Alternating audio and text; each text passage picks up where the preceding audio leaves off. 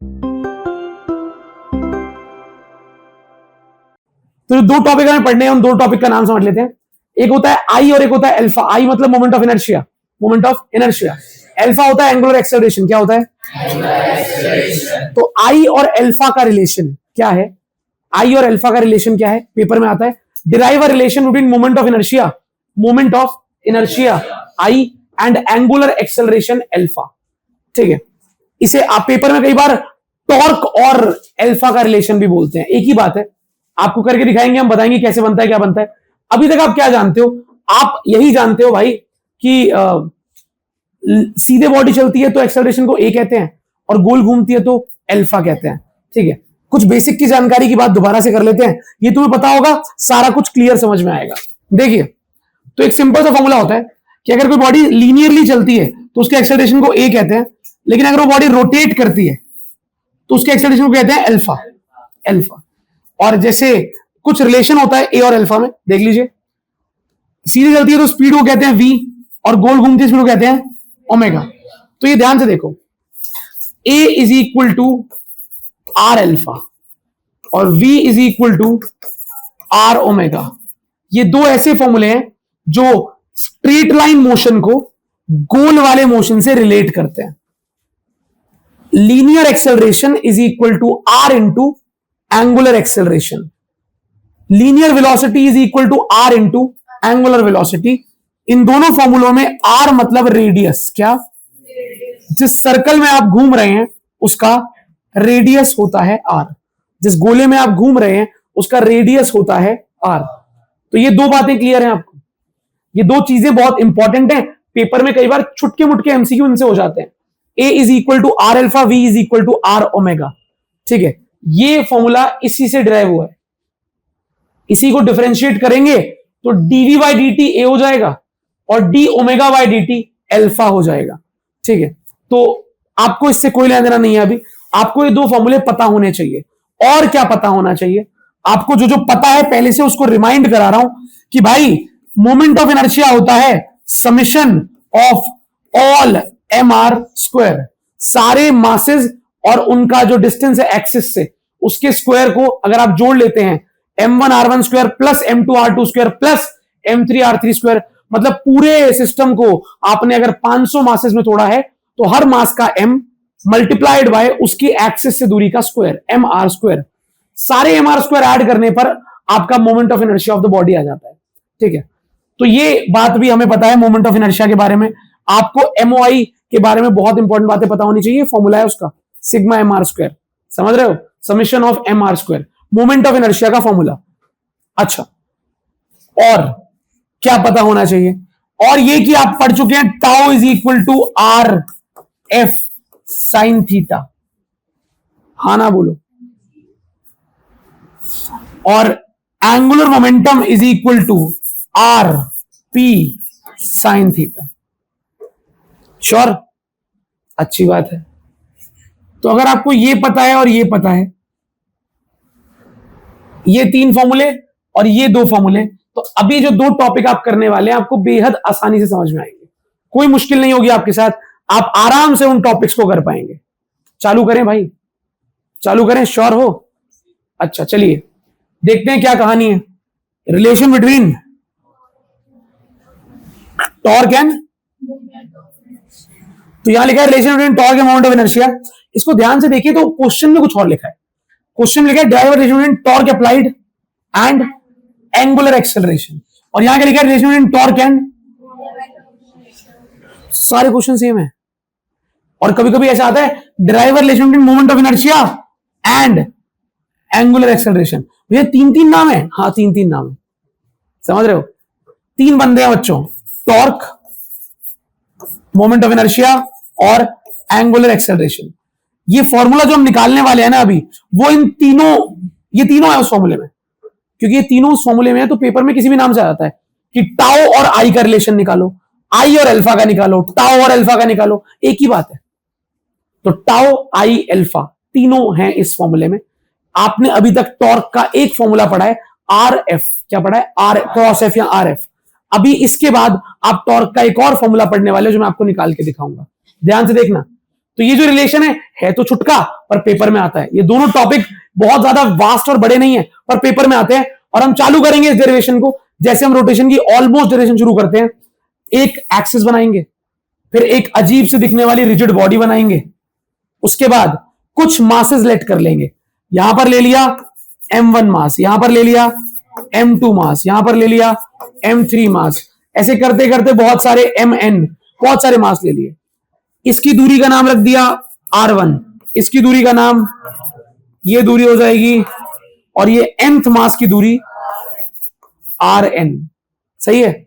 और ये बॉडी, पूरी रिजिड बॉडी अनगिनत मासेस से मिलकर बनी है, n मासेस से मिलकर बनी है। सही है। ये डायग्राम बनाने के बाद हमने सिंपल सी बात रखी कि टॉर्क का जनरल फॉर्मूला क्या होता है, RF। अगर मैं परपेंडिकुलर फोर्स लगा रहा हूं तो RF sin 91 होता है। ठीक है। तो टॉर्क का फॉर्मूला होता है RF। क्या होता है? RF। ठीक है। ये वी नो दैट में आएगा, क्योंकि सच में वी नो दैट, हम ये बात जानते हैं कि टॉर्क RF के बराबर होता है। होता है क्या? अब इस बॉडी में कितने ऑब्जेक्ट्स हैं? 4।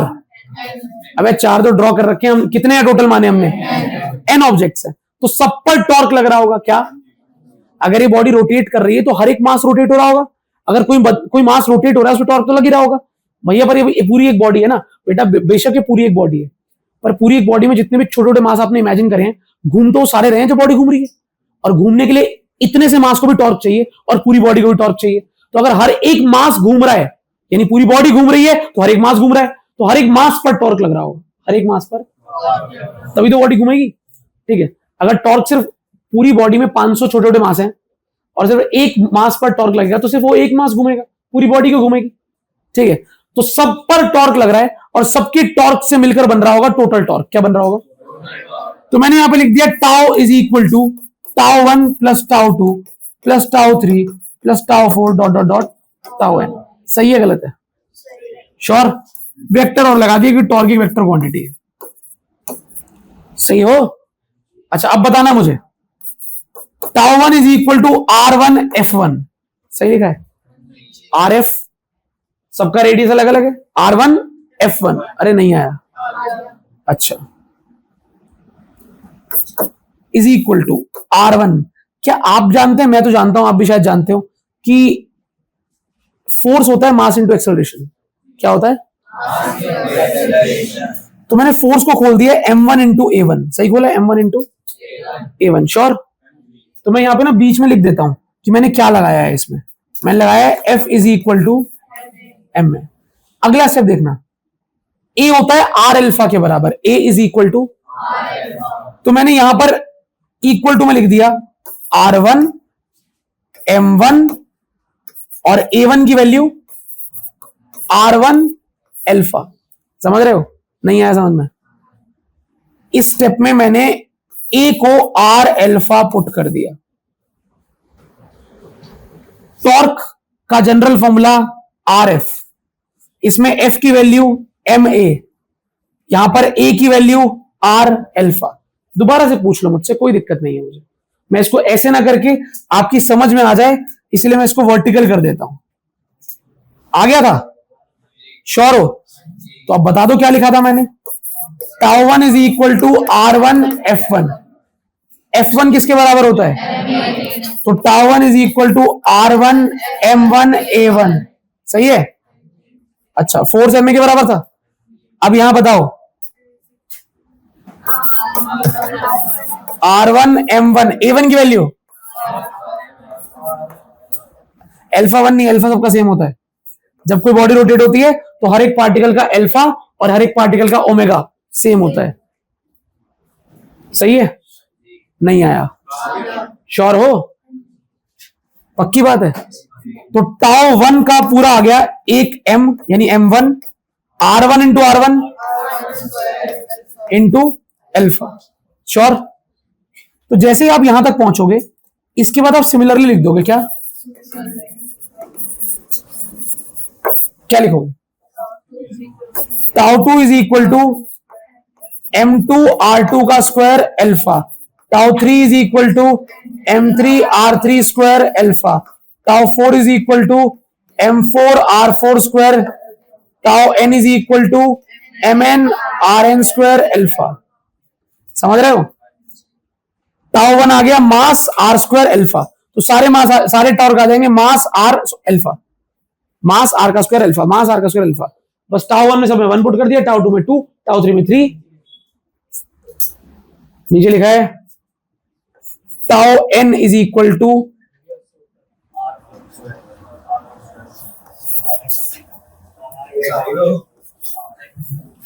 ठीक है, अब सही बना है, शुक्रिया। समझ गए आप? तो आपने इनको भी रिमार्क करा दिया कि भाई अगर टाउ 1 ये आ चुका है तो सारे टाउ ऐसे ही आएंगे। और आप बताओ टोटल टॉर्क किसके बराबर था? सबका सम, हाँ ना बोलो। तो जब ये डेरिवेशन करते हैं ना बच्चों, तो दो हिस्सों में होती है। सबसे पहले आपने टॉर्क का जनरल फॉर्मूला लिखा और फिर तमीज से लिख दिया torque on the whole body is equal to tau 1 tau 2 tau 3 सारे मास का टॉर्क ऐड हो जाएगा। पहले मास का टॉर्क निकाला तो टॉर्क आर एफ, ठीक है, एफ की वैल्यू एम ए, फिर ए की वैल्यू आर अल्फा। जैसे पुट करा तो टाउ 1 आ गया, पहले मास का टॉर्क तमीज से निकाल लिया m1 r1 square alpha. Similarly सबका टॉर्क हो जाएगा m2 r2 square alpha, m3 r3 square alpha, m4 r4 square alpha, mn rn square alpha. सबका अल्फा सेम होता है, m और r अलग अलग है। सही है? इसके बाद टोटल टॉर्क में सबकी वैल्यू पुट कर दो भाई, इसको हटा रहा हूं मैं। टोटल टॉर्क में सबकी वैल्यू पुट कर दो, करो जरा बताओ। Total torque is equal to m1 r1 square alpha plus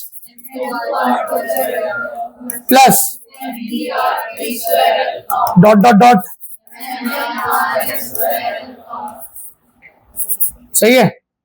क्या अल्फा कॉमन आ रहा है? क्या बनेगा? टाउ इज इक्वल टू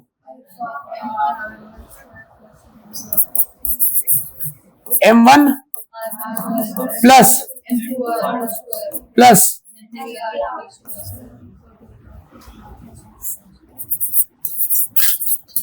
आगे डॉट डॉट डॉट, और बाहर कौन बैठा है? अब आप ध्यान से देखो, क्या ये M are square M R square M R square M R square है? और सारे एम आर स्क्वायर का जब समीशन होता है तो क्या मैं इसे अगले स्टेप में लिख सकता हूं? सम ऑफ ऑल एम आर, जहां पर यहां भी एन है यहां भी, और एन की वैल्यू कहां से 1 से लेकर एन तक जा रही है। हाँ ना बोलो, नहीं आया? श्योर? या फिर आप पता है ये इतना कलेश अगर ना भी करोगे तो भी, अगर आप सिंपल इसे ऐसे लिख दोगे ना, ऐसे बस, तो भी चल जाएगा। तो summation of all M are square, और बाहर कौन बैठा है? और मैं जानता हूं ये क्या होता है, मोमेंट ऑफ इनर्शिया। तो टाउ इज इक्वल टू, ये डिराइव करना चाह रहे थे हम कि टॉर्क का एक फॉर्मूला आर इंटू एफ तो था, टॉर्क का दूसरा formula moment of inertia of the object into alpha, angular acceleration. तो ये जो एल्फा है इसे एंगुलर एक्सेलरेशन कहते हैं, आई मोमेंट ऑफ इनर्शिया और टाउ टॉर्क। तो relation between torque and I, relation torque and alpha, कुछ भी बोल लो, आपके पास टाउ आई और अल्फा का रिलेशन आ चुका है। पेपर में ये आता है, आपको स्टेप कितने भी दिख रहे हो ये ज्यादा मुश्किल है नहीं, बस ये जो पार्ट है ये वाला, ये इसको समझदारी से करना होता है। एक टाउ 1 आ गया तो सारे आ जाएंगे, फिर सबकी वैल्यू पुट करूंगा तो अल्फा कॉमन आ जाएगा, बाकी सब जो बचा हुआ है वो सिग्मा एम आर स्क्वायर बन जाएगा और आंसर आ जाएगा। लेकिन टाउ 1 निकालने में सावधानी बरत लेना। टॉर्क का formula R into F, R into F में R1 F1, F1 की वैल्यू M1 A1, A1 की वैल्यू R1 अल्फा।